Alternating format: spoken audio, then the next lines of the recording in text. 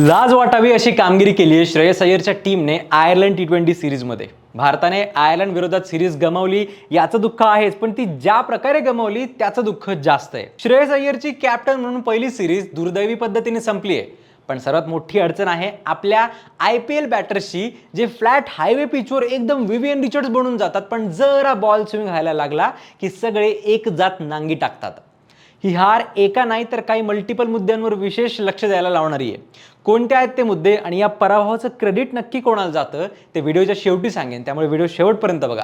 नमस्कार, मी संकल्प पाटील आणि तुम्ही बघताय लगावबत्ती। भारतीय क्रिकेटच्या इतिहासात काही पराभव असे आहेत जे फक्त स्कोअर बोर्डवर नोंदले गेले नाहीये, तर ते फॅन्सच्या मनात कायमचे कोरले गेलेले आहेत। आणि आयर्लंड विरुद्धची ही T20 सिरीज त्यापैकीच एक ठरली आहे। कल्पना करा, ज्या भारतीय संघाने काही महिन्यांपूर्वी T20 वर्ल्ड कप जिंकला, ज्याच्या बेंच स्ट्रेंथची चर्चा जगभरात होते, ज्या संघाकडे IPL मधून तयार झालेले शेकडो टॅलेंटेड प्लेयर्स आहेत, त्याच संघाला आयर्लंड सारख्या तुलनेने कमजोर आणि कमी अनुभवी संघाने फक्त हरवलं नाही तर संपूर्ण मालिका 2-0 अशी जिंकून लिटरली इतिहास रचला। ICT फॅनसाठी हा धक्का फक्त पराभवाचा नव्हता, तर भारतीय T20 क्रिकेट नेमकं कोणत्या दिशेने चाललंय हा प्रश्न विचारायला लावणारा होता। या मालिकेची सुरुवातच भारतासाठी अपेक्षेप्रमाणे झाली नव्हती। नव्या कॅप्टन्सी खाली आणि काही नव्या चेहऱ्यांसोबत भारतीय संघ मैदानात उतरला आणि त्या संघाकडून दमदार कामगिरीची अपेक्षा होती। विशेषतः कॅप्टन म्हणून श्रेयस अय्यरकडे अनेकांच्या नजरा लागल्या होत्या, पण क्रिकेट हा नावापेक्षा कामगिरीचा खेळ आहे आणि आयर्लंडने हेच सिद्ध करून दाखवलं। सिरीजमध्ये पहिल्या मॅचमध्ये भारताला धक्का दिल्यानंतर दुसऱ्या मॅचमध्ये त्यांनी तो अपघात नव्हता तर त्यांची क्षमता होती हे संपूर्ण जगाला दाखवून दिलं। शेवटच्या बॉलपर्यंत लढत राहिले आणि 1 रन्सने मॅच जिंकून इतिहास रचला। आता एक क्रिकेट फॅन म्हणून बघायला गेलं तर ही गोष्ट खूप चांगली आहे, कारण छोट्या टीम्स जेव्हा मोठ्या टीम्सना हरवतात तेव्हा क्रिकेटचा खेळ मोठा होतो, त्या संघांना अजून संधी मिळतात, फॅन्सचा सपोर्ट वाढतो। पण हे एका बाजूला। टीम इंडियाचा जर आपण विचार केला तर हा फक्त एका सिरीजचा पराभव नव्हता, हा भारतीय क्रिकेटच्या दृष्टीने अनेक प्रश्न निर्माण करणारा पराभव होता। सर्वात आधी भारतीय बॅटिंग विषयी चिंता वाढते। हेच बॅटर्स तुम्हाला भारतात जेव्हा मॅचेस होत असतात तेव्हा मोठमोठे स्कोर करताना दिसतील, पण ओव्हरसीज मध्ये एकदाच सगळ्यांनी नांगी टाकली कारण बॉल स्विंग झाला। भारतात क्रिकेट हा एक खेळ ठेवला नसून एक धंदा बनवला गेलाय।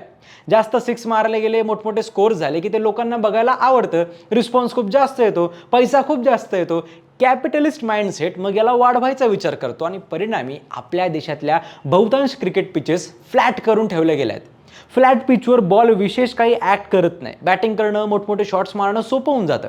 विचार करा ना, मागच्या 4 वर्षात अचानक 250-250 रन्स दर 3-4 IPL मॅचमध्ये होतातच कसे? त्यामुळे आपल्या सगळ्याच बॅट्समनला भारतात फ्लॅट पिचवर बॅटिंग करायची सवय असल्यामुळे बाहेर देशात जेव्हा पिचेस न्यूट्रल असतात, बॉलर्सला सुद्धा खूप मदत मिळते, बॉल स्विंग होतो, अडचण येते। तीच अडचण आयर्लंड सिरीजमध्ये उघडी पडली। भारतात तर बाउंड्रीज सुद्धा एवढ्या छोट्या करून ठेवल्या आहेत जेणेकरून 6 मारणं अगदी सोपं व्हावं।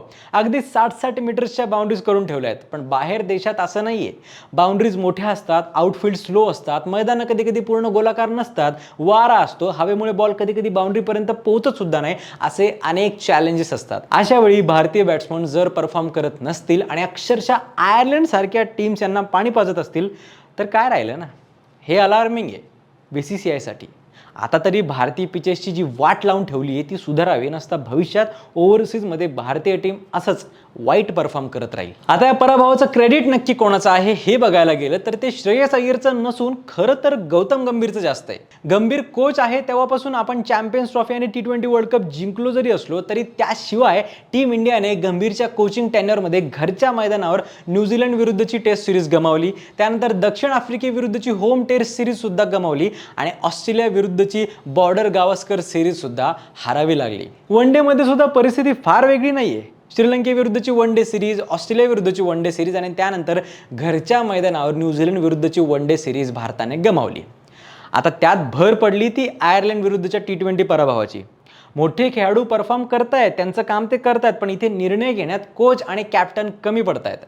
श्रेयसची ही पहिली सिरीज होती त्यामुळे त्याला फार काय बोलता येणार नाही। सूर्या भले स्वतः परफॉर्म करत नव्हता, पण त्याने T20 मध्ये टीमचा झेंडा कायम फडकावत ठेवला। पण वन डे आणि टेस्टमध्ये गिल आणि गंभीर यांची जबाबदारी मोठी पडते आणि ते सतत फेल होताना दिसतायत। किमान आकडेवारी तरी हेच सांगते।